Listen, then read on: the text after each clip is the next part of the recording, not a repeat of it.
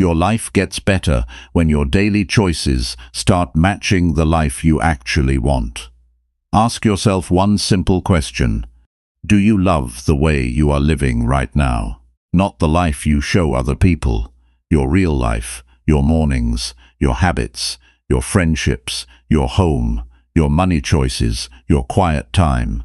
The way you feel when another day ends. If some of those things do not feel right, this audiobook is for you.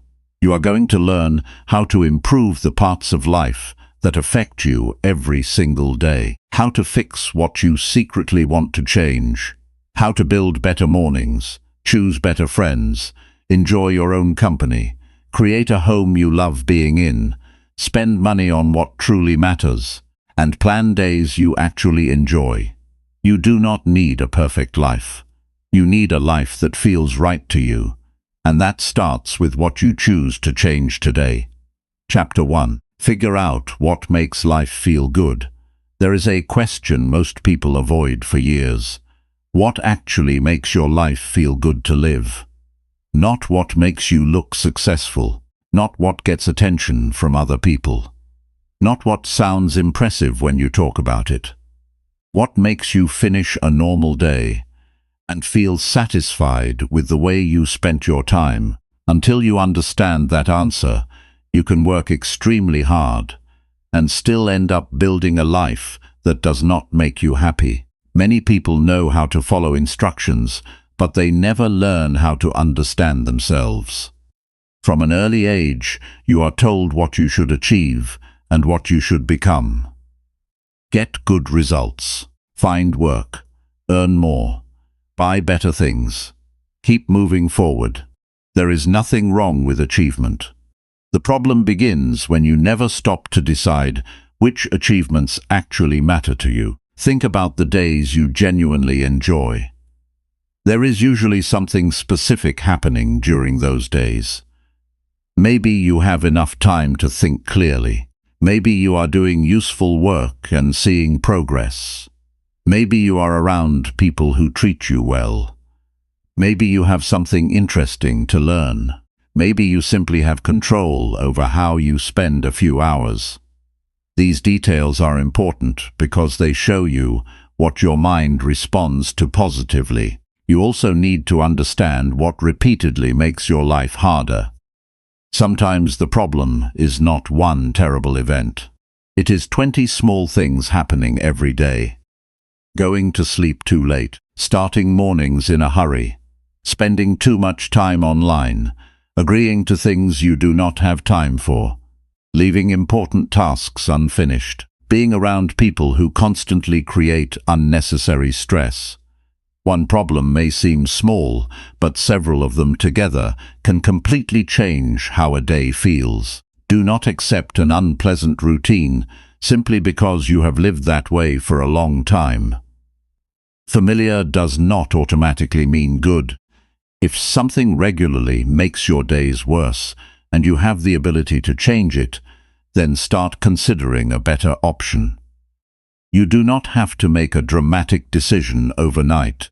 You can begin with one practical improvement and see what happens.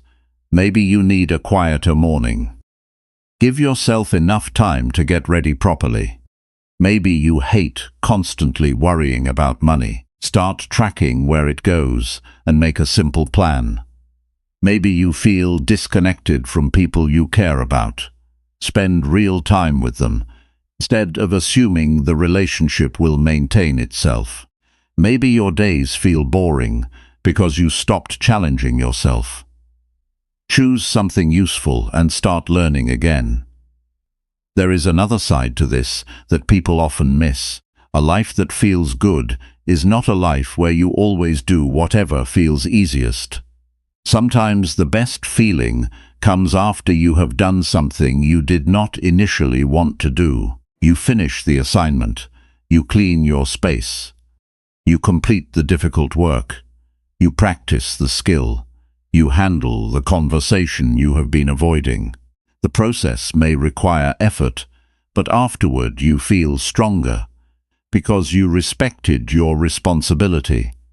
This is why you should learn the difference between pleasure and satisfaction. Pleasure can disappear quickly. Satisfaction can remain with you long after an activity is finished. Watching something entertaining may feel good for an hour. Completing something important can make you feel proud for the rest of the day. Both have a place in life, but you should know which one you are choosing. Your environment matters too. Look carefully at the people you spend the most time around. Ask yourself how you normally feel after being with them. Do you feel respected? Can you speak naturally? Do they encourage responsible choices?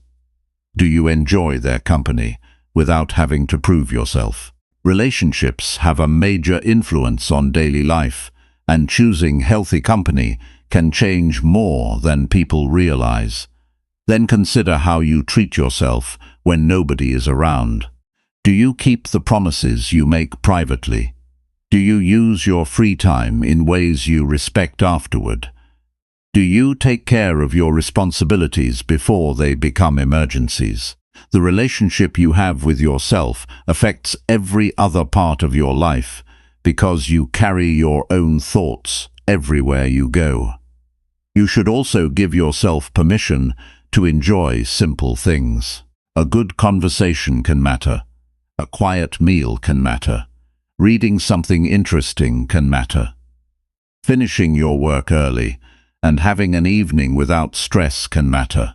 You do not need a huge event every week to prove that your life is enjoyable.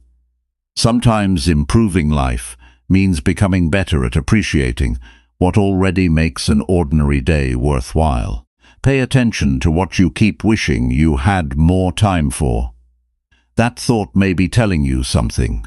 If you constantly wish you had more time for family, then examine your schedule.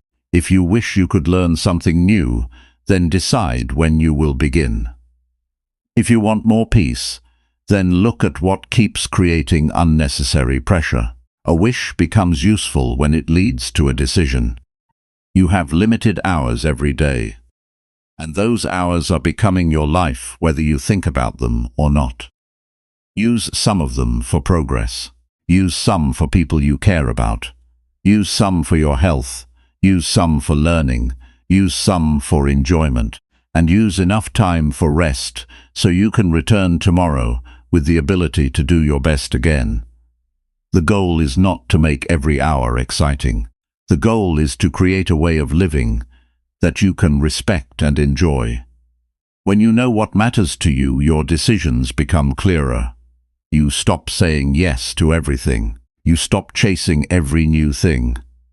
You become more careful about where your attention goes because you understand that your attention is part of your life. So study your own days. Find what gives you genuine satisfaction. Find what repeatedly creates unnecessary stress. Keep what makes you healthier and stronger. Change what you know is damaging your daily experience. Add more meaningful work and better conversations and useful learning and proper rest. Your life begins improving when you understand what makes it worth enjoying and start giving those things a real place in the way you live. Chapter 2. Fix what you secretly want to change. There are things in your life you already know need to change. Nobody has to point them out. You think about them when the day becomes quiet. You notice them when you are alone. You may ignore them for a while, but they keep returning to your mind. It could be the way you spend your time. It could be a habit you have allowed to continue for too long. It could be work that no longer feels right.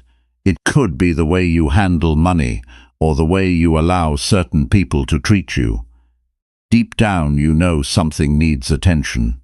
The question is whether you are willing to admit it. People can become very good at living with something they do not like. They complain about it, and then continue doing exactly what keeps it alive. After enough time, the situation starts feeling normal. That is dangerous because you can get used to almost anything. You can get used to being disappointed with yourself. You can get used to wasting evenings. You can get used to avoiding difficult conversations. You can get used to saying you will change next month. Being used to something does not mean you should keep accepting it. One reason people hide what they want to change is because admitting the truth creates responsibility. The moment you say, "I am unhappy with this," you know a decision may have to follow. It feels easier to say things are fine. It feels easier to stay busy. It feels easier to blame circumstances. But avoiding the truth does not improve the situation. If something has bothered you for 6 months, then another 6 months of ignoring it probably will not solve it. Start by naming the problem clearly. Do not say everything is wrong. That gives you nothing useful to work with. Be specific. Maybe you are tired because you stay awake much later than you need to. Maybe you are constantly short of money because you spend without planning. Maybe your work is suffering because you keep delaying important tasks. Maybe you have become distant from someone because you stopped making an effort. A clear problem gives you something you can actually address. Then ask yourself why you have not changed it yet. This question requires honesty. Perhaps you are afraid you will fail. Perhaps changing would inconvenience you. Maybe you are worried about what somebody will think.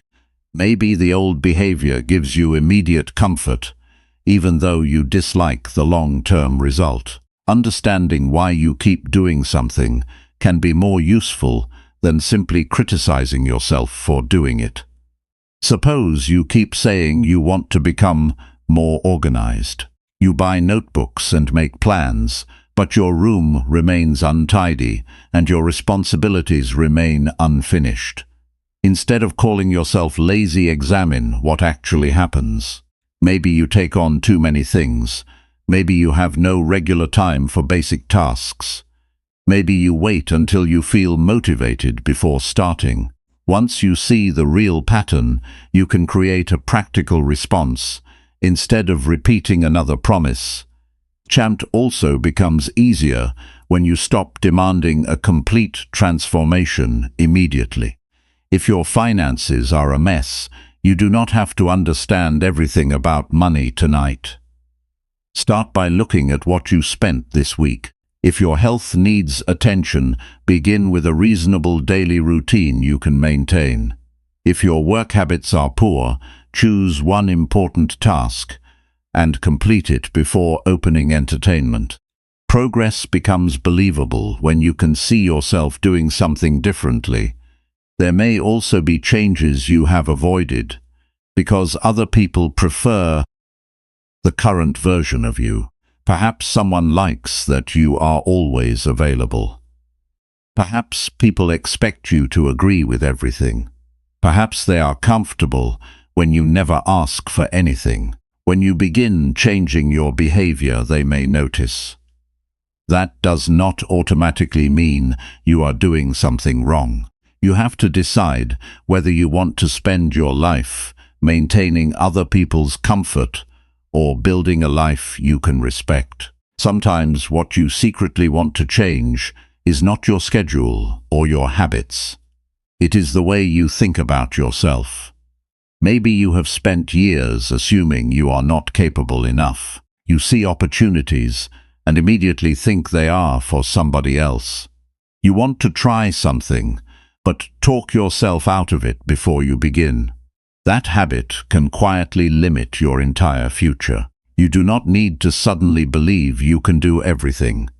You need enough confidence to try one thing you have been avoiding. Give yourself evidence that you can change. Evidence comes from action. Make a small commitment and keep it. Finish something you normally leave unfinished. Arrive when you said you would arrive. Save what you said you would save. Practice what you said you wanted to learn. Every completed action gives you a reason to trust yourself a little more. You should also understand some changes will feel uncomfortable before they feel better. A new routine can feel strange. Saying no can feel uncomfortable when you are used to saying yes. Spending less can feel restrictive at first. Studying instead of scrolling through your phone may feel boring. Difficult feelings do not always mean you made the wrong decision. Sometimes they simply mean you are doing something different from what you have trained yourself to do. Do not wait until frustration becomes unbearable before taking yourself seriously. You do not need a crisis before you are allowed to improve something. If you know a situation is slowly making your life worse, then that is enough reason to deal with it. Early action is usually easier than repairing years of neglect. Look at the person you could become if you handled what you have been avoiding. Imagine waking up without that unfinished responsibility constantly returning to your mind. Imagine knowing your finances are finally under control. Imagine having the conversation you kept postponing. Imagine becoming consistent with something you have promised yourself for years. That feeling is available, but it requires participation from you. Choose one thing you secretly know needs changing, and stop keeping it secret from yourself. Write it down in plain language. Decide what the first useful action is. Make it small enough that you can begin today, and important enough that completing it matters. Then do it before your mind creates another reason to wait. You are going to live with the results of your choices much longer than you will live with the temporary discomfort of changing them. Give your future self something better to inherit. Deal with what has been bothering you. Correct what you can correct. Improve what is within your control. Stop protecting habits that are producing a life you do not want. The moment you become willing to face what needs changing you, give yourself a real opportunity to build something better. Chapter 3. Build mornings that make you feel ready. The way you begin your morning has a powerful effect on the way you handle the hours that follow. Think about what happens when you wake up late and immediately realize you are behind. You move quickly. You cannot find what you need. You skip something important. Your mind starts thinking about 5 responsibilities at once. Before the day has properly begun, you already feel pressured. Then compare that with a morning where you wake up with enough time to get yourself together. You know what needs to happen. You are not searching for everything at the last minute. You can eat something and prepare yourself without panic. The difference may only be 30 minutes, but emotionally it can feel like a completely different day. A better morning does not require an impressive routine. You do not need to copy somebody who wakes up at 4 in the morning and completes 10 activities before breakfast. Your morning should fit your responsibilities and your life. The purpose is simple. You want to leave home or begin your work feeling awake and prepared rather than confused and already exhausted. If your current morning does not do that, then it needs adjustment. A useful morning actually begins the night before. Think about how many morning problems could disappear with 10 minutes of preparation. Put the things you need in one place. Decide what you will wear. Check what appointments or responsibilities are coming tomorrow. Charge the devices you need. Prepare anything that would otherwise require extra time after waking up. These are small actions, but they reduce the number of decisions your tired mind has to make first thing in the morning. Your sleep matters as well.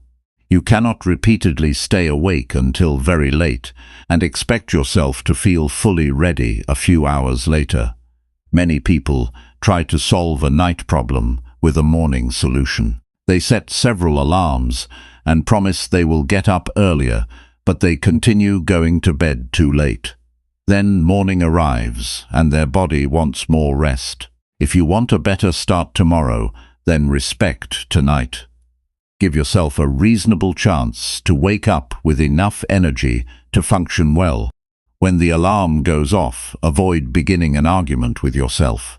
If you have decided what time you need to get up, then get up. Staying in bed for another few minutes can easily become much longer. More importantly, you are starting the day by negotiating with a decision you already made. You do not need to feel excited about getting out of bed. You simply need to move before your excuses become convincing. Once you are awake, give your mind a little time before filling it with everybody else's information. Many people reach for the phone almost automatically. Within minutes they are reading messages and watching videos and checking what strangers are doing. Their attention belongs to the outside world before they have even decided what they need from their own day. Try something different. Give the first part of the morning to yourself. Wash your face. Drink some water. Get dressed. Eat breakfast if that is part of your routine. Think about your responsibilities. The internet can wait. Now what matters today? You do not need a long list containing every task you could possibly complete. Decide what deserves your attention first. Perhaps there is an assignment that must be finished. Perhaps you need to prepare for an important conversation. Perhaps there is work you have been delaying. Knowing your main responsibility removes some of the confusion that causes people to waste the first hours of the day. Your physical surroundings can make mornings easier too. Walking into a clean bathroom is easier than searching through a mess. Finding your clothes where you expected them saves time. Sitting down at an organized workspace makes starting work simpler. You do not have to keep everything perfect.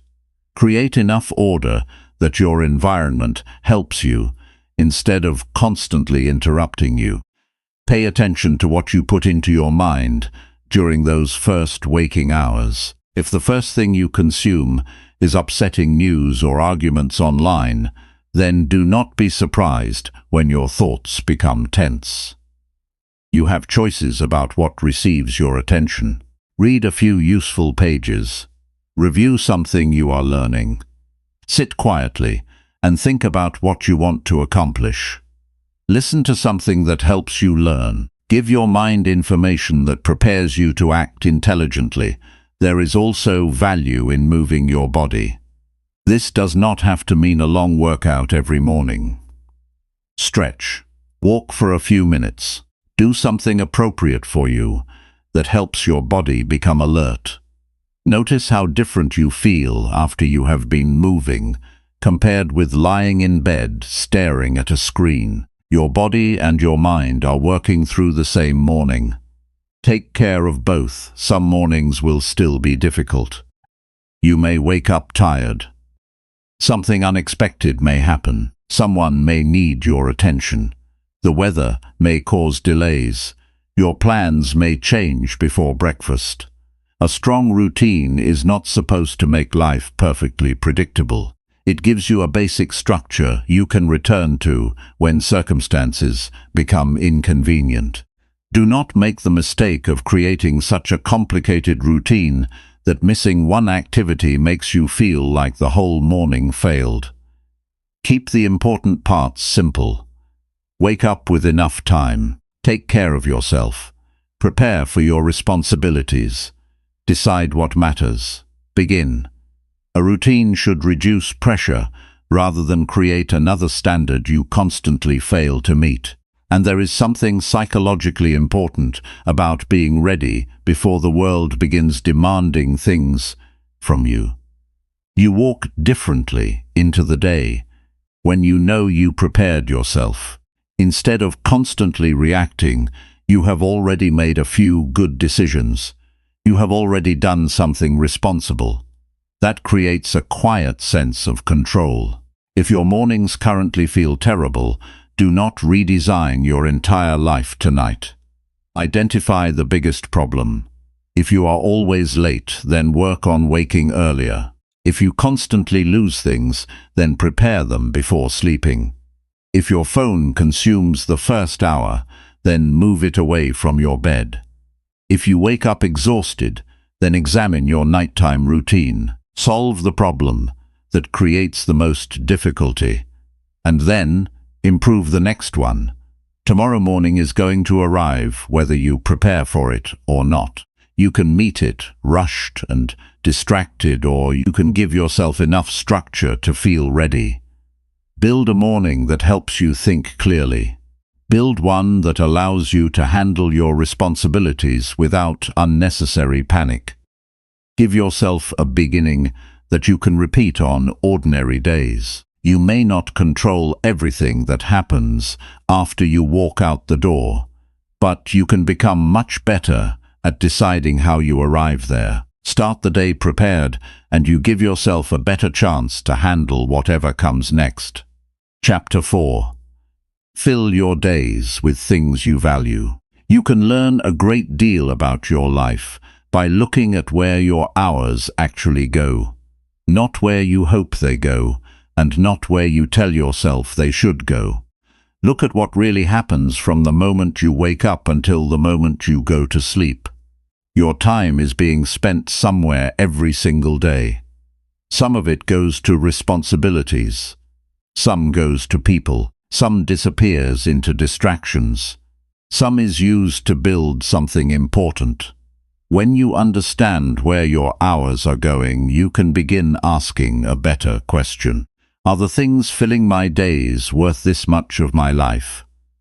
A lot of people say something matters to them, but their daily behavior tells a different story. Someone says learning matters, but has not opened a book in months.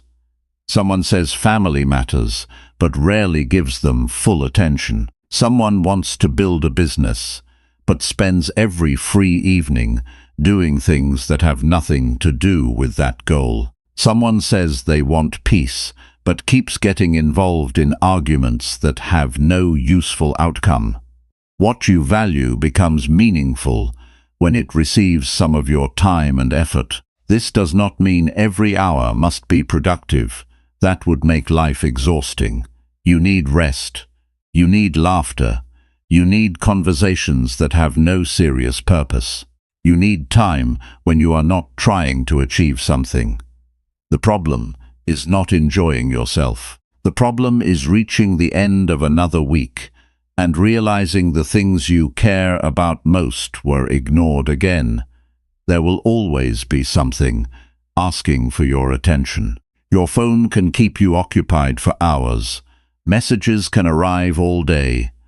Other people can always find something they want you to do. There will always be another video to watch and another conversation to join. If you never decide what deserves your attention, then whatever appears in front of you will decide for you. So become selective. Before giving an hour to something, ask whether you will be glad you spent that hour this way. You do not need to analyze every minute. You simply need to become more aware of activities that repeatedly consume large amounts of time while giving almost nothing useful back.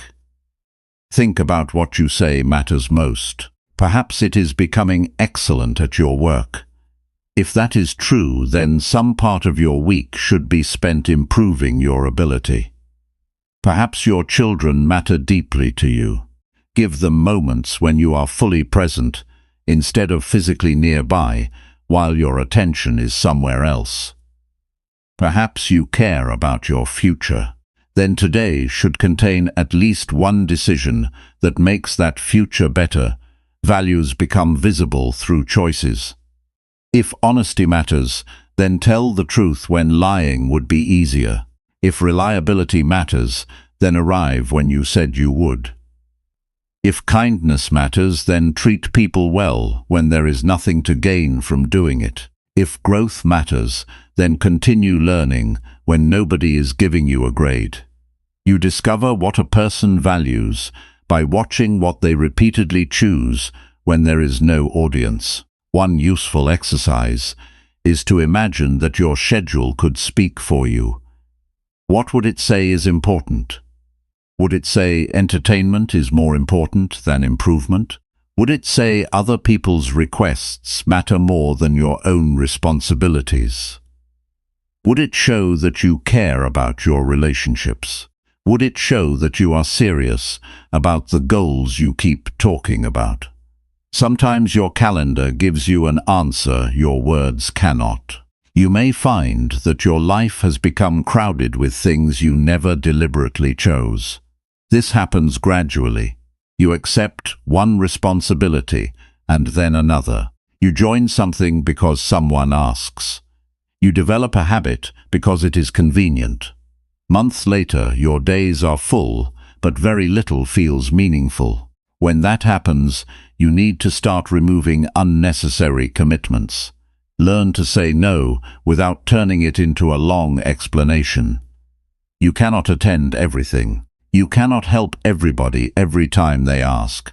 You cannot accept every invitation and still expect to have enough energy for your own priorities. Saying no to something unimportant gives you the ability to say yes to something that matters more. There is a cost every time you agree to something. The cost may not be money. It may be an evening you could have spent with your family. It may be 2 hours you could have used to study. It may be energy you needed for tomorrow. Understanding that cost helps you become more careful about commitments. Then begin putting meaningful things into your schedule before the empty spaces disappear. If you want to read, then decide when. If you want to spend more time with someone, then make a plan instead of saying you should meet someday. If you want to improve a skill, then give it regular practice. Important things should not always receive whatever time remains after everything else is finished. Do not underestimate how satisfying a day can feel when you spend part of it doing something you genuinely care about. You can be tired and still feel good about the day. You can have problems and still know the day mattered. Satisfaction does not always come from having an easy schedule. Sometimes it comes from knowing your effort went somewhere worthwhile. Your work deserves attention here too.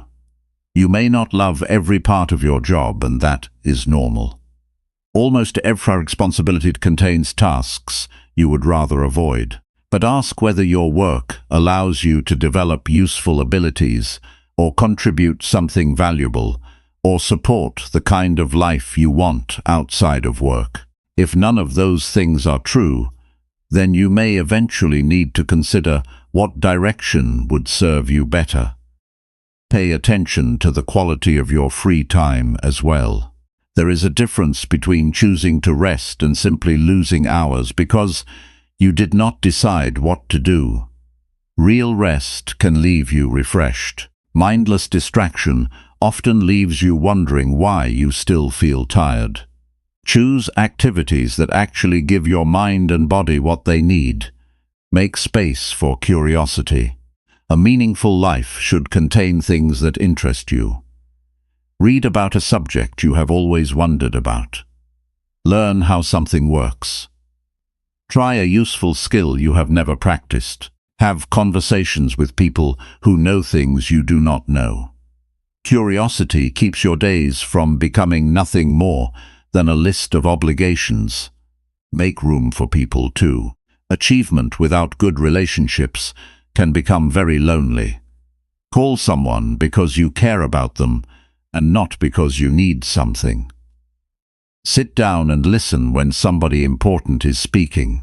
Celebrate another person's progress without making it about yourself. Relationships become valuable through attention and effort.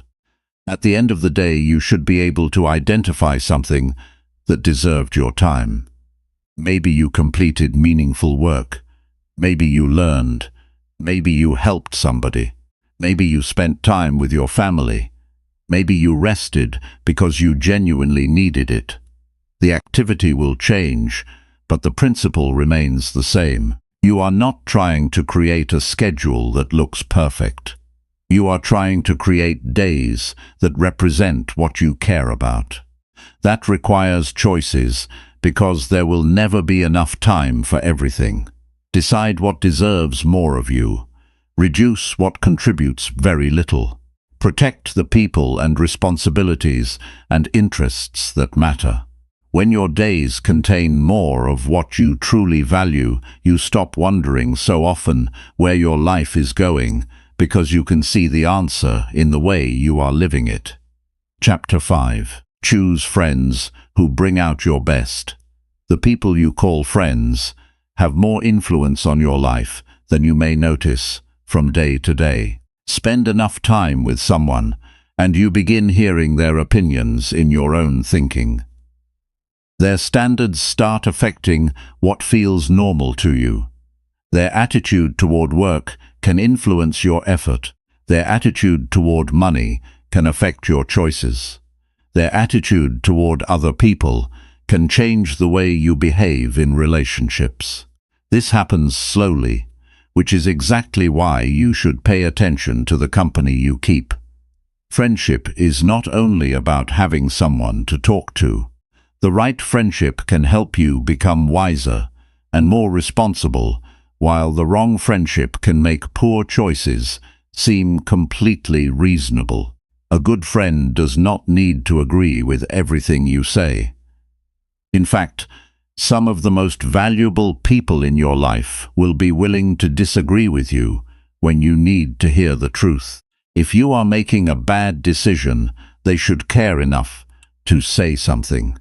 If you are treating somebody unfairly, they should not encourage you just because you are friends. If you are making excuses, they should be able to challenge you without trying to embarrass you. Anybody can support a decision that makes you comfortable. A valuable friend also cares about what that decision may do to your future. Pay attention to how your friendships affect your behavior. There are people around whom you become more responsible. You start thinking seriously about your goals. You discuss useful ideas. You talk about what you are learning and what you are trying to improve. Then there may be people around whom you become careless. Plans disappear. Responsibilities become jokes. Every serious goal gets criticized. Every person doing well becomes somebody to complain about. Notice the difference, because repeated conversations can influence the direction of your thinking. You do not need friends who are perfect. Perfect people do not exist. You need people with good character. Look for honesty. Look for reliability. Look for people who can admit when they are wrong.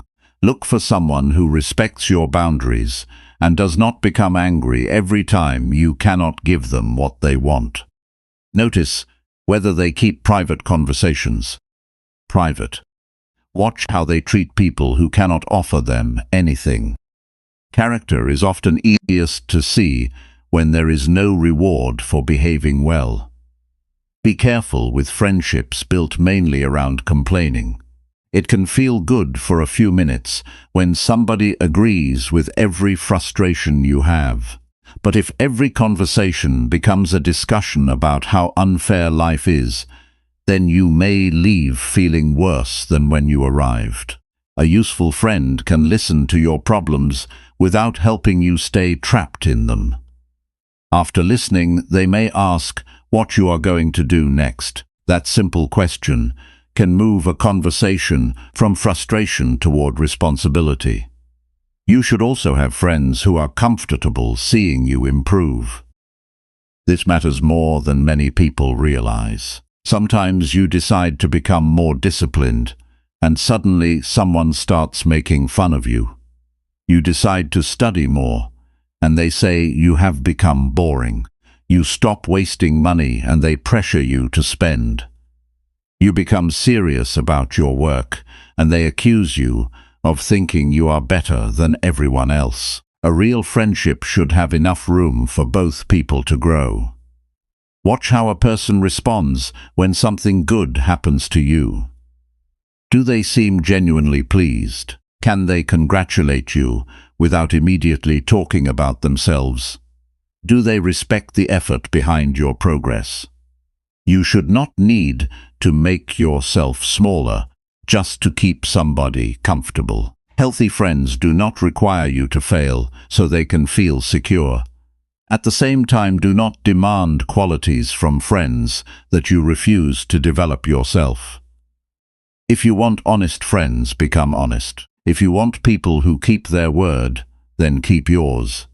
If you want encouragement, learn to encourage others. If you want someone who listens, then stop waiting for your turn to speak and actually listen.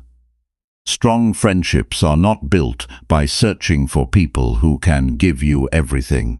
They develop when both people bring something worthwhile to the relationship. Learn how to celebrate your friends without comparing their progress with your own. If somebody gets a better opportunity, congratulate them. If they learn faster than you learn from them, if they accomplish something you want, use their success as proof that improvement is possible, rather than as a reason to dislike them. Comparison can destroy a perfectly good friendship when you turn another person's progress into an insult against yourself. Good friends should also be able to have serious conversations. There will be misunderstandings. Somebody will eventually say something poorly. Plans will change. Expectations may not match. Mature people discuss these things instead of creating unnecessary drama. They ask questions before making accusations. They apologize when they have caused harm. They do not use every disagreement as a reason to end the relationship. There are also times when you may need more distance from someone. Not every friendship needs a dramatic ending. Sometimes people simply begin moving in different directions. You may realize that every meeting leaves you exhausted, or that the relationship only exists when the other person needs something. Perhaps you repeatedly feel pressured to act against your better judgment. You can care about someone and still decide they should have less influence over your daily life. Do not keep unhealthy friendships only because you have known someone for a long time. History explains how the friendship began, but it does not automatically determine what role that person should have in your future. Ask what the relationship is like now. Is there mutual respect? Is there trust? Can both people grow? Can you disagree without becoming enemies? Can you be yourself without constantly worrying about being mocked? Those questions matter, and do not become so focused on avoiding the wrong people that you forget to appreciate the good ones. If you have a friend who checks on you when life becomes difficult, then value that person. If somebody tells you the truth privately instead of embarrassing you publicly, then respect that. If someone encourages your progress without asking for anything in return, do not take it for granted. Good friendships require maintenance. Call people. Show up when it matters. Remember important moments. Ask how they are doing and listen to the answer. Your friends will not build your life for you. Your decisions remain your responsibility. But the people closest to you can make responsibility easier or harder. Choose people who respect the future you are trying to create. Choose those who can laugh with you without making everything careless. Choose people who can enjoy life and still take important things seriously. Stay close to those who remind you of your standards when you temporarily forget them. Then become that kind of person for somebody else. Bring honesty into the friendship. Bring encouragement. Bring reliability. Bring good judgment. Bring the willingness to say what needs to be said with respect. When two people genuinely want the best for each other, friendship becomes more than company. It becomes a place where both people can grow while still being accepted as human beings. Choose your friends carefully, because the best ones will not simply make your days more enjoyable. They will help you become someone you are proud to be. Chapter 6. Learn to enjoy time with yourself. Some people can spend an entire day surrounded by others and still feel uncomfortable the moment they are alone. The room becomes quiet, and suddenly they need something playing in the background. They reach for the phone. They check messages that were already checked 10 minutes ago. They look for somebody to call. They find anything that keeps them from sitting with their own thoughts. If being alone immediately feels uncomfortable, then there is something worth understanding. You are going to spend your whole life living with your own mind. Learning to enjoy your own company is not about avoiding people. It is about becoming comfortable enough with yourself that you do not need constant attention to feel okay. There is a difference between being alone and feeling lonely. Loneliness can happen even in a crowded room. Enjoying time by yourself means discovering that your own presence can be enough for a while. You can sit somewhere quiet and not feel that something is missing. You can eat a meal without needing entertainment every second. You can take a walk without needing somebody beside you. That kind of comfort gives you freedom because your happiness is no longer completely dependent on who happens to be available. Start with short periods of quiet. You do not need to disappear for an entire weekend. Spend 20 minutes without scrolling or messaging anyone. Sit somewhere comfortable. Walk outside. Have a cup of tea. Allow your thoughts to settle naturally. At first, your mind may feel busy because you are used to constant information. Stay with the experience long enough to notice what you are actually thinking about. Quiet time can show you things that noise keeps hidden. You may realize that you have been worried about something you never properly addressed. You may remember an idea you wanted to pursue. You may notice that you are more tired than you admitted. You may discover that a decision has been bothering you because it does not feel right. When you constantly fill every free moment with outside information, you give yourself very little opportunity to hear your own judgment. Learn to do enjoyable things without waiting for somebody to join you. If there is a place you want to visit, then consider going. If you want to sit in a cafe and read, then do it. If you enjoy cooking, prepare something for yourself with the same care you would use for a guest. If there is a subject you find interesting, spend an afternoon learning about it. Your interests do not need an audience before they become worth your time. This can change the way you approach relationships too. When you cannot stand being alone, you may keep people in your life simply because their presence prevents loneliness. You may tolerate poor treatment because losing the relationship feels frightening. You may agree with things you do not believe because you are afraid disagreement could make someone leave. When you become comfortable with yourself, you become more selective. You can appreciate relationships without becoming desperate to keep every one of them. Being comfortable alone also gives you time to understand your own opinions. We live around endless advice. Someone always has an opinion about what you should study, or how you should work, or what success should look like. If you never spend time thinking independently, it becomes easy to live according to whatever voice you heard most recently. Give yourself enough quiet to ask what you actually believe. You may discover that you have been judging yourself too harshly.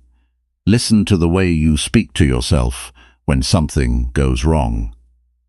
Would you speak that way to a person you cared about? Some people make one mistake and spend the rest of the day insulting themselves internally.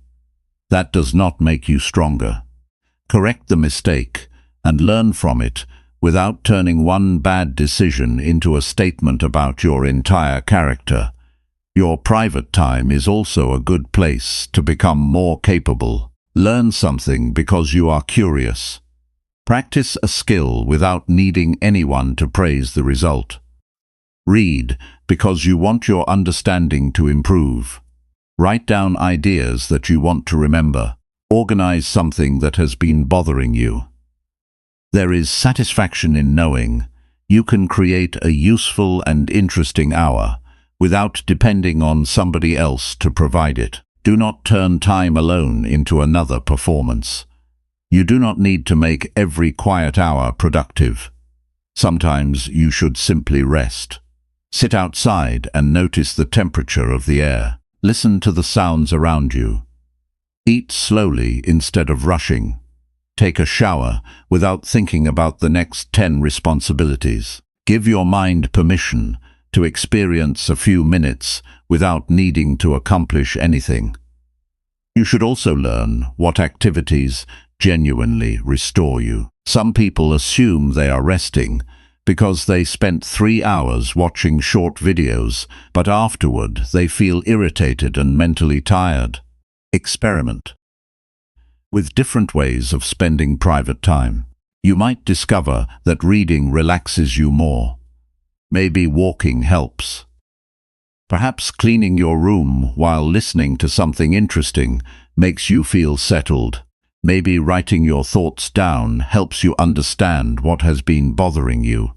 There will be days when being alone feels harder than others.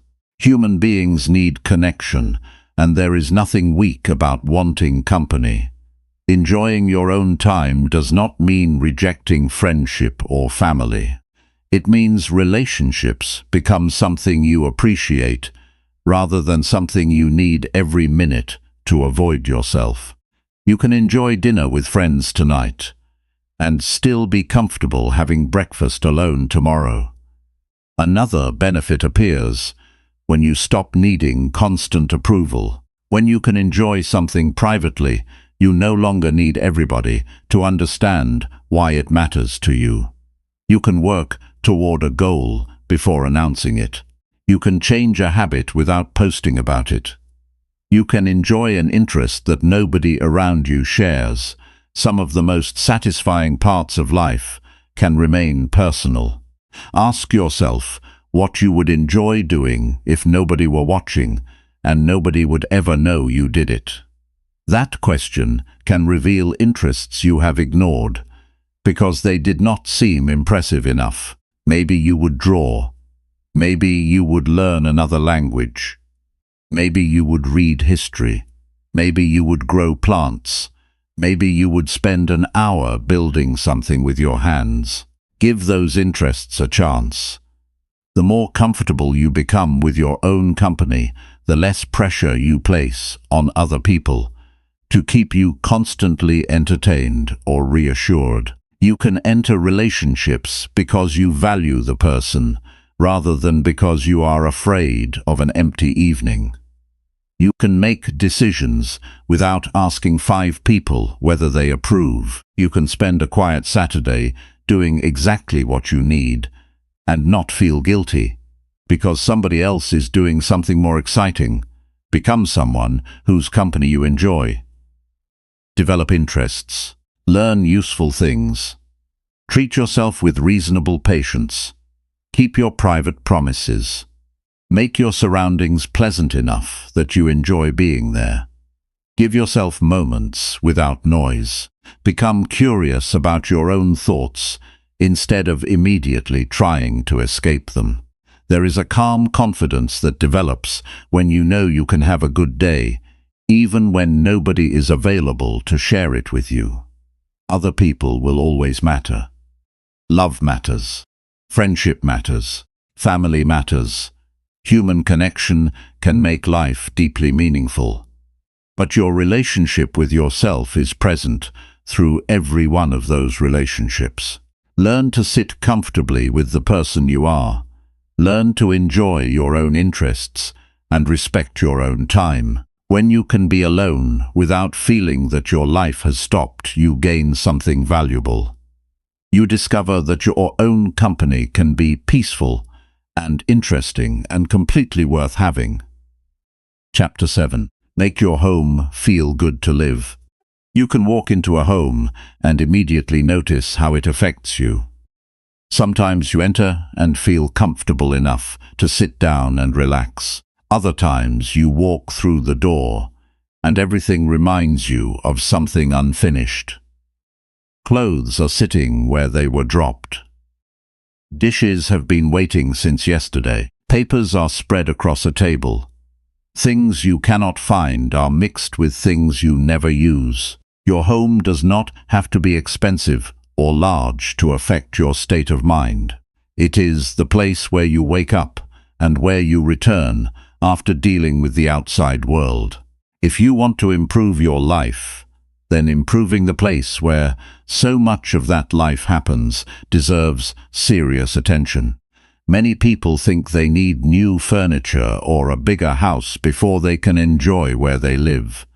That can become an excuse for doing nothing with what they already have. You may not be able to change the size of your room today. You may not be able to move somewhere new this year, but you can probably make the space you have cleaner and easier to use. You can remove things you no longer need. You can decide where everyday items belong. You can create a place where sitting down at the end of the day feels better than walking into another problem. Start with what bothers you most. Do not stand in the middle of the room and think you have to fix everything at once. Look around and identify the part that repeatedly annoys you. Maybe it is the chair covered with clothes. Maybe it is the kitchen counter that never stays clear. Maybe you have a desk where you cannot work because it is full of unrelated things. Choose one area and deal with it completely. Finishing one area gives you a visible result and makes the next task easier to begin. One reason homes become difficult to manage is that people keep more than they can comfortably organize. Every object needs somewhere to go. When there is too much stuff, the easiest option becomes leaving things wherever there is space. Go through what you own occasionally and ask a simple question. Do I actually use this? You do not need to throw away everything that does not serve a practical purpose. Personal objects and memories can matter. But if you have not used something in years, and you do not even like having it around, then consider whether it deserves permanent space in your home. Make the things you use every day easy to find. Put your keys in the same place. Keep important documents together. Give chargers a regular location. Store frequently used items where reaching them does not require moving 5 other things. These decisions sound small until you realize how much irritation comes from repeatedly searching for ordinary objects. A home should help you handle daily life instead of creating extra work every time you need something. Cleaning becomes easier when you stop waiting for the entire place to become terrible. Wash a few dishes after using them. Put clothing away instead of allowing it to become a large job later. Wipe a surface when you notice it needs attention. Spend a short amount of time maintaining what you already cleaned. Small maintenance prevents simple tasks from turning into an exhausting weekend project. Think about how each part of your home is actually used. If you study at home, then make it possible to sit down and begin without clearing a space first. Keep what you need nearby. If your bedroom is where you rest, then avoid turning every surface into storage. If your family spends time together in one room, make that room comfortable enough for conversation. Your home works better when the space supports the activities happening inside it. Pay attention to basic comfort as well. Fresh air can change how a room feels. Open a window when appropriate. Make sure the room has enough light for what you are doing. Wash bedding regularly. Keep the bathroom clean enough that getting ready does not feel unpleasant. Deal with unpleasant smells instead of becoming accustomed to them. These are ordinary details, but you experience them repeatedly, and repeated experiences shape how you feel about where you live. Then, think about the emotional atmosphere of your home, because a beautiful room cannot compensate for constant tension. The way people speak to one another matters. If every small problem becomes shouting, then nobody feels comfortable for long. Learn to discuss problems without turning the whole house into an argument. If you are angry, take enough time to speak clearly rather than saying something you will regret. Home should be one of the places where people can make a mistake without immediately feeling attacked. Respect the people who share your space. If you live with family, then your habits affect them. If you leave every responsibility for somebody else, you are making their home harder to enjoy. Do your share without needing to be reminded constantly. Clean what you use. Replace what you finish when appropriate. Respect other people's need for sleep or study or quiet. A comfortable home is created by cooperation more than decoration. Make room for good experiences inside your home. Eat together sometimes, instead of everyone disappearing into separate screens. Sit and have a real conversation. Cook something you enjoy. Read somewhere comfortable. Play a game. Invite someone you care about when it makes sense. A home becomes meaningful because of what happens there, and not simply because of what is inside it. You can also make the space feel more personal without spending much money. Keep a few things around that you genuinely enjoy seeing. Maybe there are photographs that remind you of good moments. Maybe there are books you regularly use. Maybe you like having a plant near the window. Maybe you prefer a very simple room with almost nothing unnecessary. There is no single correct appearance. The important question is whether the space feels like somewhere you are comfortable returning to. Be careful about bringing unnecessary purchases into your home just because buying something feels exciting for a moment. Before buying another object, ask where it will go and whether you really want to maintain it. A purchase does not end when you pay for it. You have to store it and clean it and move it and eventually decide what to do with it.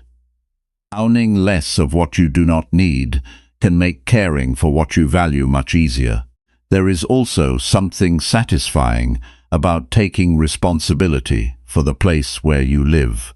When you make your bed or repair something that has been bothering you or clean a room properly, you receive an immediate result from your effort. You can see the difference. You can walk into the space later and enjoy what you did earlier. That teaches an important lesson. Sometimes improving life is not about waiting for a new situation. It is about treating your current situation with more care. Your home will never remain perfect. People live there, things get used, meals get prepared, laundry returns, dust returns, responsibility return. The goal is not perfection. The goal is creating a place that supports your daily life instead of constantly making it more difficult. When you come home after a demanding day, you should not feel that you have entered another source of unnecessary stress. Give yourself somewhere clean enough to rest and organized enough to function. Make the atmosphere respectful. Take care of the basic details. Create a few spaces that you genuinely enjoy using. Work with what you have before convincing yourself that happiness requires something bigger or newer. A better home can begin with one drawer or one desk or one conversation about how everyone can help. Improve it gradually and keep taking care of it. Your address does not determine whether a place feels good to live in. The attention you give it matters much more. Treat your home as an important part of your everyday life, and create a place where you can return at the end of the day and genuinely feel glad to be there. Chapter 8. Spend money on the life you want. Money becomes much more useful when you stop seeing it only as something to earn, and start seeing it as something that helps you build the kind of life you actually want. Every time money comes into your hands, you have choices. You can spend it immediately. You can save some of it. You can use it to learn. You can use it to solve a real problem. You can use it to create more stability for the months ahead. The amount matters, but the decisions matter too. Two people can earn similar incomes and experience completely different levels of financial stress because they make very different choices with what they receive. The first thing you need is a clear idea of what money is supposed to do for you. If you have no answer, then spending becomes very easy. Something looks attractive and you buy it. A sale appears, and you convince yourself you are saving money by spending it. Someone you know gets something new, and suddenly you think you need one too. Your money disappears through decisions that felt small at the time. Then something important comes along, and you discover that you have very little available for it. Decide what kind of life you are trying to support. Maybe you want fewer financial worries. Maybe you want to help your family. Perhaps you want to study or develop a valuable skill. You might want the freedom to leave work that is making you miserable someday. You may want to travel occasionally without borrowing money to do it. Perhaps you simply want to know that an unexpected expense will not immediately create panic. Once you know what matters, your spending can begin supporting those priorities. Look at your purchases without judging yourself. Study them. Where did your money go last month? Which expenses were necessary?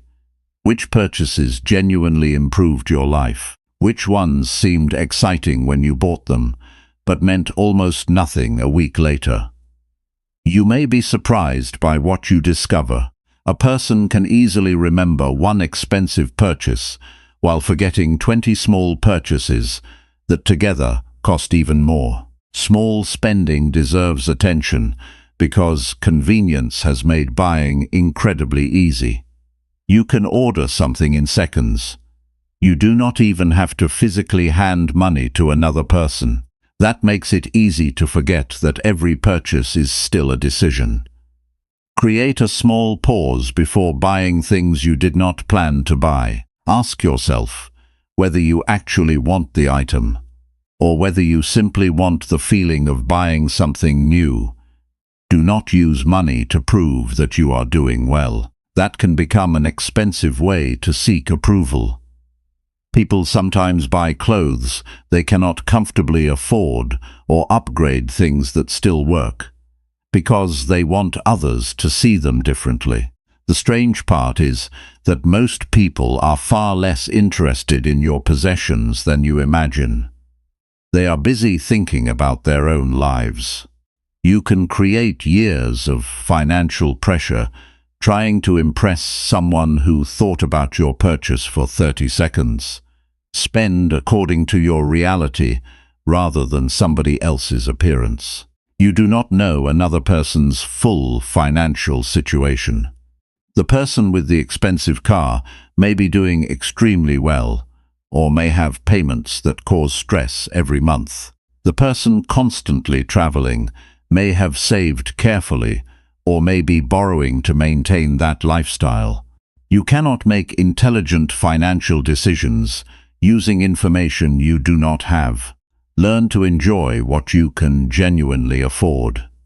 There is a particular kind of peace in buying something and knowing the decision fits your situation.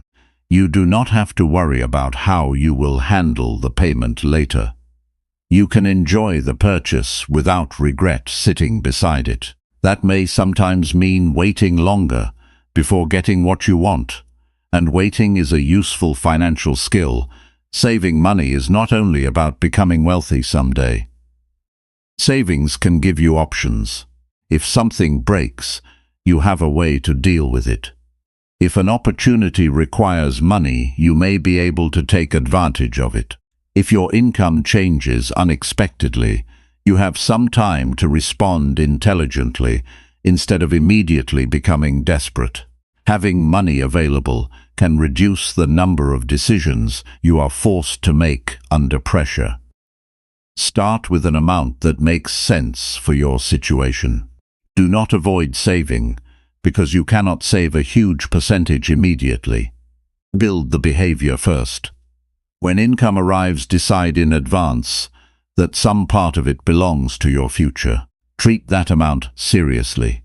As your circumstances improve, you can increase it. You should also think carefully about what is worth spending more on. Being responsible with money does not mean choosing the cheapest possible option every time.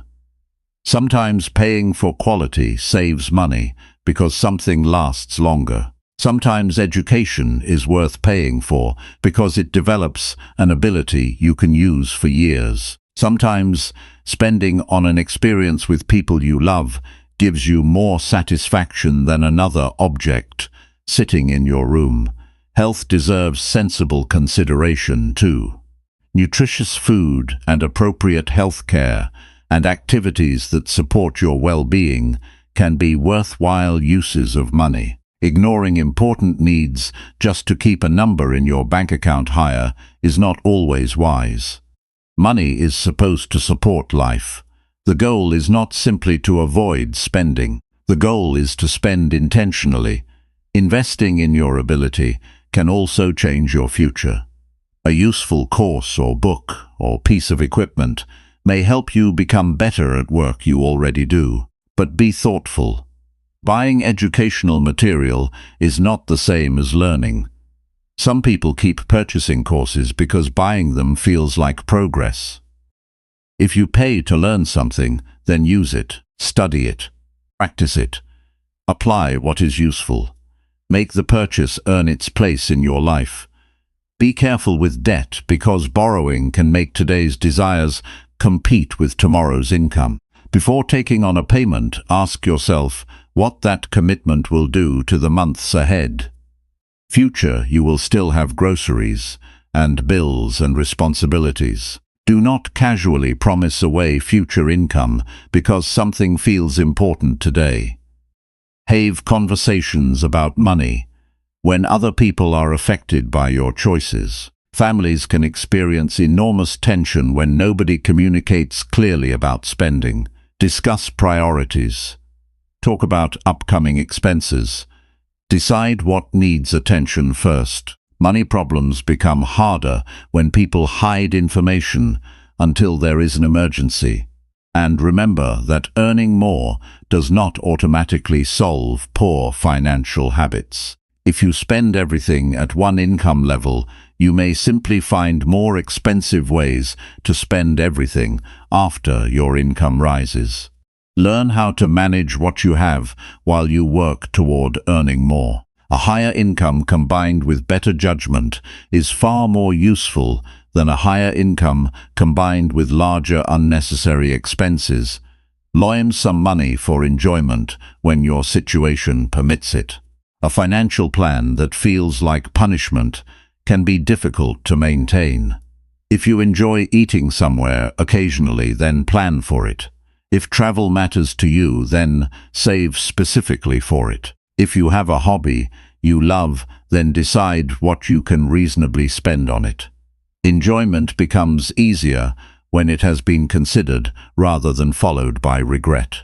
Your bank statement should gradually begin showing the kind of life you say you want. If learning matters, there may be reasonable spending on learning. If security matters, savings should receive attention. If family matters, some resources may go toward meaningful time together. If freedom matters, then unnecessary monthly commitments deserve careful thought. Money cannot create every part of a good life. It cannot guarantee strong relationships or good character or peace of mind. But poor decisions with money can create pressure that reaches into all of those areas. Handle it with respect. Know what comes in. Know what goes out. Keep some for later. Spend thoughtfully on what improves your life. Stop paying for things you barely care about, just because buying has become easy. You work for your money, and that means your money should eventually work towards something you value. Give every important financial decision a purpose. Build stability before trying to look successful. Pay for what matters and become comfortable walking away from what does not. As your financial choices become more intentional, you may discover that building a life you love is not always about having everything you want. Sometimes it is about having enough control to spend on what truly matters, and enough wisdom to leave the rest alone. Chapter 9. Plan days that give you something exciting. There should be something in your day that makes you glad the day arrived. It does not have to be expensive. It does not have to be a major event. It simply needs to give you a reason to feel interested in the hours ahead.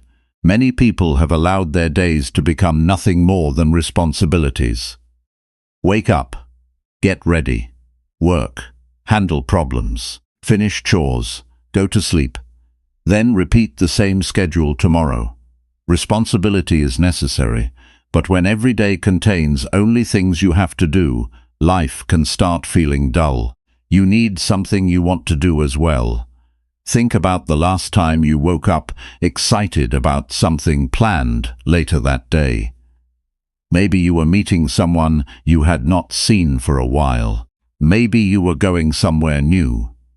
Perhaps you were waiting to watch a movie you had wanted to see. Maybe you were going to play a sport or work on a personal project. Notice how differently you approached that day. Even ordinary responsibilities felt easier because something enjoyable was waiting for you. You should not expect excitement to appear by accident. Sometimes you have to put it on the calendar yourself. People are very good at scheduling obligations. They remember appointments and deadlines and meetings. Yet when it comes to enjoyment, they often say they will do something when they have time. The problem is that free time rarely announces itself. Other responsibilities keep arriving. If something matters to you, then give it an actual place in your week. Start small. Ask yourself what you would genuinely enjoy doing during the next 7 days. Not what looks interesting online. Not what other people think you should enjoy. Choose something you actually want. Maybe you want to visit a new place in your town. Maybe you want to have dinner with an old friend. Perhaps you want an evening to watch a film without doing anything else. Maybe you want to cook something different or spend an hour playing a game with your family. Having something enjoyable planned can affect you before the activity even happens. You begin thinking about it. You prepare for it. You imagine having a good time. That anticipation gives an ordinary week a little more energy. Monday does not feel exactly like Tuesday because Friday contains something you are looking forward to. Do not make the mistake of believing enjoyable plans must cost a lot of money. Some of the best plans cost very little. Walk somewhere you have never explored. Have tea with someone whose conversation you enjoy. Play football with friends. Cook dinner together at home. Visit a library. Spend an afternoon working on something creative. Sit outside with a book you have wanted to read. The value comes from how much you enjoy the experience, rather than how much you paid for it. You also need variety. Human beings can become bored when every day looks exactly the same. That does not mean you need constant entertainment. A little change can be enough. Take a different route somewhere. Try a new meal. Learn about a subject you know nothing about. Talk with somebody you have not spoken with recently. Give yourself new experiences occasionally, so your weeks do not become completely predictable. Excitement can also come from progress. There is something deeply satisfying about having a personal goal that you are eager to work on. Maybe you are learning to speak another language. Perhaps you are improving your ability to write or speak or design. Maybe you are building something. You might be preparing for an exam or developing an idea that could eventually become a business. When you have something meaningful to improve, you can wake up curious about what you will accomplish today. Give yourself goals that produce visible progress. If the goal is too vague, it can become difficult to feel excited about it. Instead of saying you want to become better at something, decide what you will complete this week. Finish a lesson. Practice for a certain period. Create something. Read a specific section. When you can see yourself improving, the activity becomes more rewarding. Do not save every enjoyable experience for some distant future. People often say they will travel when they have more money, or relax when work becomes easier, or spend more time with family after reaching another goal. Years can disappear while you are preparing to live later. Your current responsibilities are real, but your current life is real too. Find reasonable ways to enjoy it now. This does not mean ignoring your future for temporary pleasure. There is a balance. You should save money and work hard and prepare for opportunities. But building a better future should not require making every present day miserable. If your plan for success gives you nothing enjoyable for years, then you may need a healthier plan. Some exciting things should involve people you care about. Create plans instead of repeatedly saying you should get together sometime. Pick a day. Decide what you will do. Send the message. Shared experiences strengthen relationships because you are creating time where everyone is actually present. You may remember a simple evening with friends far longer than you remember another night spent looking at your phone. Other plans should belong only to you. There is value in having personal interests that you do not need anybody else to organize. Perhaps Saturday morning becomes the time you work on your hobby. Maybe Wednesday evening is when you study something you enjoy. Having personal plans means your sense of excitement does not disappear simply because everyone else is busy. Be careful about turning enjoyment into another obligation. If you schedule every minute of your weekend, then you may finish it needing another weekend. Leave some open space. Sometimes the best plan is knowing that you have 2 hours where nobody needs anything from you, and you can decide what feels good in that moment. You can also create excitement by doing something slightly challenging. Sign up for an activity you have wanted to try. Speak to someone new. Take a class. Visit somewhere unfamiliar. Start the project you have been thinking about. New experiences can make you nervous, but they can also remind you that your life is still capable of surprising you. Pay attention to what you genuinely look forward to, because it tells you something about yourself.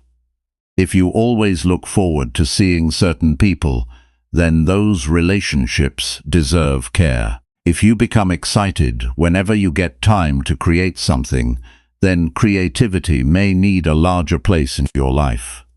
If learning new things makes you eager to begin, then keep feeding that curiosity. Your excitement can reveal interests that your busy schedule has been hiding. There will still be ordinary days. There will be days when the most exciting thing is having dinner and getting enough sleep. That is completely fine. You do not need every day to feel special. Constant excitement would become exhausting and eventually stop feeling exciting anyway. What you need is enough enjoyable anticipation that life does not become an endless list of duties. Take a few minutes at the beginning of each week and ask what you want to look forward to. Put 1 or 2 things in your schedule. Protect that time when reasonably possible. Give yourself permission to enjoy what you planned without thinking you should be doing something more productive every second. A good life needs responsibility, but it also needs interest. It needs moments when you smile because something you wanted to happen is finally happening. It needs projects that make you curious and people you are happy to see and experiences that make an ordinary week feel worthwhile. Do not wait for somebody else to make your days interesting. Look at the week ahead and give yourself something worth getting excited about. When you become more intentional about creating those moments, you stop experiencing life as something that only happens to you and start participating more fully in the days you have. Chapter 10. Build a life that feels truly yours. At some point you have to decide whether you are going to live according to your own understanding or spend your years trying to satisfy every expectation placed on you. People will always have opinions about what you should do. Someone will think you should earn more. Someone will think you should choose a different career. Someone will question why you are not married yet, or why you are not buying what everyone else is buying, or why your goals are different from theirs.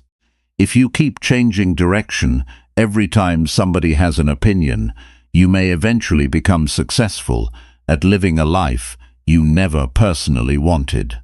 Building a life that feels truly yours begins with knowing what you are willing to take responsibility for. Freedom does not mean doing whatever you feel like doing every minute. It means having enough control over your decisions that you can choose a direction and accept what comes with that choice. If you want independence, you may need to become more disciplined with money. If you want meaningful work, you may need years of learning and practice. If you want strong relationships, you will have to give people patience and attention. Every worthwhile choice asks something from you. Stop assuming there is one correct schedule for everybody. Some people want to build large companies. Others want stable work and plenty of time outside the office. Some want to live in busy cities. Others prefer quieter places. Some people want public recognition, while others are perfectly satisfied doing valuable work without being widely known. Your responsibility is not to choose the option that receives the most applause. Your responsibility is to understand which responsibilities and rewards you are willing to live with. One useful question is this: if nobody could congratulate you for your decision, would you still make it? That question can expose how much of your behavior is being driven by approval. There are goals people pursue mainly because they want to be seen achieving them. There are purchases made because somebody else might notice. There are careers chosen because they sound respectable in conversation. There are relationships maintained because ending them would require explaining yourself. Approval feels pleasant, but it is a poor foundation for major life decisions. You have to become comfortable disappointing some expectations. This does not mean becoming disrespectful or ignoring good advice. Wise people listen carefully. They consider experience. They ask questions. But after listening, they still make their own decision. Your parents can advise you. Your friends can share their opinions. Teachers and mentors can offer valuable knowledge. At the end of the day, you are the one who has to wake up and live with the result. You also need to stop waiting for complete certainty. You will rarely know exactly how a major decision will turn out. You can gather information and think carefully, but eventually action is required. Sometimes you choose a direction and discover it suits you.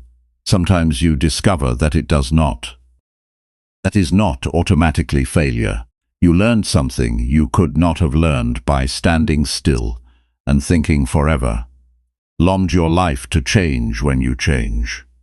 A decision that made sense at 20 may not fit at 30. A goal that once excited you may become less important after your responsibilities change. You are allowed to reconsider. You are allowed to say that something you once wanted no longer matters as much.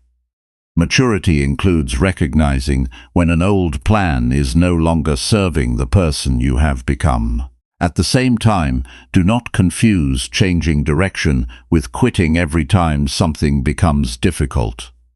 Almost anything meaningful will contain boring periods and frustrating days. A career you enjoy can still include work you dislike. A good relationship can still have disagreements. A useful skill can require months when progress feels slow. Before walking away from something, ask whether the problem is truly the direction or simply the difficulty of becoming good at it. Build enough independence that your choices are real choices. Develop useful abilities so you are not completely dependent on one opportunity. Learn how to manage your responsibilities. Become someone who can solve problems without immediately expecting another person to rescue the situation. The more capable you become, the more options you can create for yourself. Protect your ability to think independently too. If you consume other people's opinions from morning until night, it becomes difficult to hear your own judgment. Everyone online can tell you what success should look like. Someone is always explaining what you should buy or how quickly you should achieve something. You do not need to accept every standard that appears on a screen. Comparison is especially dangerous when you do not know the full story. You see someone's achievement, but you do not see every sacrifice behind it. You see their new house, but you do not know their financial situation. You see somebody traveling while you are working, and you assume they have a better life. You are comparing your complete reality with a small piece of somebody else's reality. That comparison cannot give you useful information. Divorce yourself against the commitments you have personally chosen. Did you become more capable this year? Are you handling responsibilities better? Are you becoming more honest about what you want? Are you learning from poor decisions instead of repeating them? Are you treating important people with greater care? Those questions tell you far more about your progress than comparing your life with someone you barely know. A life that feels like yours also needs boundaries.